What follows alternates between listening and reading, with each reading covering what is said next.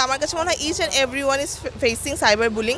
আমি নিজেও হচ্ছে কি ধরেন কোনো দলের বিপক্ষে আপনার কথা বলা লাগবে না, কোনো দলকে নিয়ে কথা বলে বা কিছু কথা বললে ওইখানে আসলে আপনার অনেক মানুষজন এসে কমেন্ট করবেই।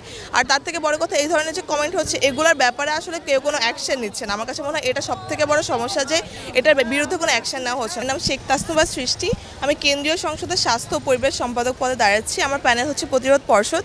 আমি এখন হচ্ছে সেকেন্ড ইয়ারে 22-23 সেশন। আমার ডিপার্টমেন্ট হচ্ছে পপুলেশন সায়েন্সেস। আমার হল হচ্ছে কুয়েত মৈত্রী, কিন্তু আমি হলে থাকি না। এখানে দাঁড়িয়েছি স্বাস্থ্য ও পরিবেশ। আসলে আশেপাশে তাকালে সবথেকে বেশি সমস্যা যেখানে আছে আমার কাছে মনে হয় স্বাস্থ্য ও পরিবেশে। কিন্তু যেহেতু আমি কোনো রাজনৈতিক দলের সাথে যুক্ত না, সামনেও হব না কখনো, তো এটার কারণে রিসোর্স অথবা অপরচুনিটি বা প্ল্যাটফর্ম সেটা আসলে কখনো ছিল না। স্পেশালি মেয়েদের জন্য কিন্তু এটা খুবই কঠিন যে কোনো রাজনৈতিক দলের অংশ না হলে ওই ব্যাকআপটা পাওয়া যে আমি ভার্সিটির জন্য কিছু করব।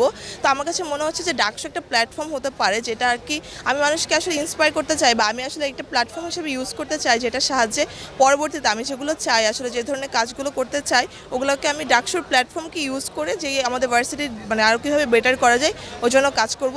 আমার ইশতেহার অবশ্যই স্বাস্থ্য ও পরিবেশ। আর আমি যেহেতু মেয়ে ক্যান্ডিডেট, আমার হচ্ছে মেয়েদের যে স্বাস্থ্য আমি জানি যে আমি যেহেতু অলরেডি মেয়ে, আমি জানি কী ধরনের সমস্যা আমরা সম্মুখীন হচ্ছি, ওইগুলো যাতে আরও তাড়াতাড়ি ভালোভাবে সলভ করা যায়, এটা আমার অবশ্যই ইশতেহারের মেইন থাকবে যে মেয়েদের জন্য কাজ করা।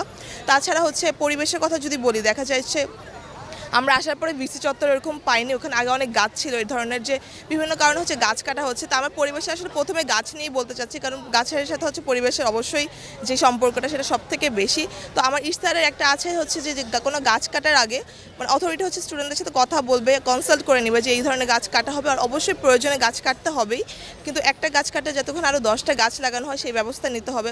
তারপরে স্বাস্থ্য, আমাদের যে খাদ্য, যে একদম মৌলিক চাহিদাগুলো, খাদ্য থেকে শুরু করে পানি, এগুলো কোনো কিছু আসলে ঠিক নেই। এখন এত ডিটেলস বলবো না, কিন্তু এই ধরনের বিভিন্ন কাজ আছে। তো আমাকে কেন ভোট দেবে আসলে কথা এটাই যে আমি এখানে দাঁড়িয়েছি বা আমি ডাকসুতে দাঁড়িয়েছি শুধুমাত্র একটা কারণেই, কারণ আমি একটা প্ল্যাটফর্ম চাই। আমার এখানে কোনো রাজনৈতিক এজেন্ডা নেই যে আমি আমার দলকে সামনে নিয়ে আসবো বা পরবর্তীতে আমি ওটা কাজে লাগাবো। আমার এখানে দাঁড়ানোর একমাত্র কারণ হচ্ছে আমি নিজের স্টুডেন্ট হিসেবে বাকি যে সাধারণ স্টুডেন্ট আছে তাদের আর কি তাদের ভয়েস হিসেবে কাজ করতে চাই, তাদের কথাগুলো, সমস্যাগুলো আমি অথরিটির কাছে পৌঁছাতে চাই, সেই হিসেবে কাজ করতে চাই। তো আমার কাছে মনে হয় যদি কেউ চায় যে শুধুমাত্র স্টুডেন্টদের প্রতিনিধি হয়ে কেউ কাজ করবে, তাহলে আমাকে ভোট দেওয়া উচিত।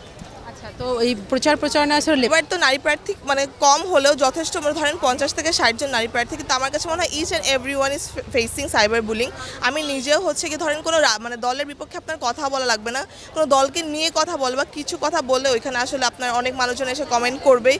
আর তার থেকে বড় কথা এই ধরনের যে কমেন্ট হচ্ছে এগুলোর ব্যাপারে আসলে কেউ কোনো অ্যাকশন নিচ্ছে না। আমার কাছে মনে হয় এটা সবথেকে বড় সমস্যা যে এটার বিরুদ্ধে কোনো অ্যাকশন নেওয়া হচ্ছে না। যদি অ্যাটলিস্ট 10 জনকে হচ্ছে কি এটা যারা কমেন্টগুলো করছে তারা কি ভাবছে যে আমাকে তো কেউ পৌঁছাতে, আমার পর্যন্ত কেউ পৌঁছাতে পারবে না, তো আমি হচ্ছে কমেন্ট করে চলে যাব, আমাকে কেউ খুঁজে বের করবে না। তো আমার কাছে মনে হয় অথরিটি বা পুলিশের সাহায্য নিয়ে আসলে যদি 10 জনকে খুঁজে বের করে শাস্তি দেওয়া হয় তাহলে এই জিনিসটা অনেকটাই কমবে। কারণ আমি সহ আসলে সবাই সাইবার বুলিংটা ফেস করছে, যেটা আসলে ছেলেরা করছে না। আর হচ্ছে ছোট থেকে আমি হচ্ছে ঢাকায় বড় হয়েছি। স্কুল কলেজ আমার ছিল ভিকারুন্নেসা। তো ভার্সিটিতে এসেছি হচ্ছে 2023 সালে। এখন আমি হচ্ছে স্কুল কলেজে যখন ছিলাম each and every curricular activities আমি ছিলাম। আমি স্কাউটিং করেছি, আমি হচ্ছে রেড ক্রিসেন্ট করেছি, ক্রিকেট খেলেছি। তো সবসময় আমি হচ্ছে গিয়ে লিডারশিপ রোলগুলোতে ছিলাম। আর ক্লাসে যখন ধরেন কিছুদিন আগেও হচ্ছে জিজ্ঞেস করা হয়েছে যে তোমার এম ইন লাইফ কি, তখন আমি সবসময় বলতাম যে একটা ইম্প্যাক্ট রাখা, মানুষের জন্য কিছু করা। আমি চাই না যে আমার লাইফটা এরকম হোক যে আমি জন্ম নিলাম, আমি কোনো কিছু আসলে কোনো ইম্প্যাক্ট রাখতে পারলাম না, আমি মারা গেলাম। তো আমি সবসময় চাইতাম যে কিছু একটা করার জন্য কোনো একটা সুযোগ আসলে যেন আমি সেটা করতে পারি।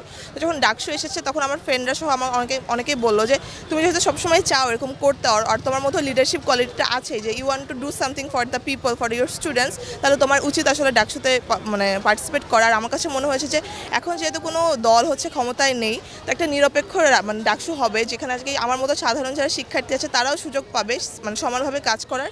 তো সেই হিসেবে আমার কাছে মনে হচ্ছে যে এটা আসলে একটা সুযোগ হতে পারে, একটা প্ল্যাটফর্ম হতে পারে যেটা সাহায্যে আর কি আমি কাজ করতে পারবো। তো এখান থেকে আসলে ডাকসুতে আসা।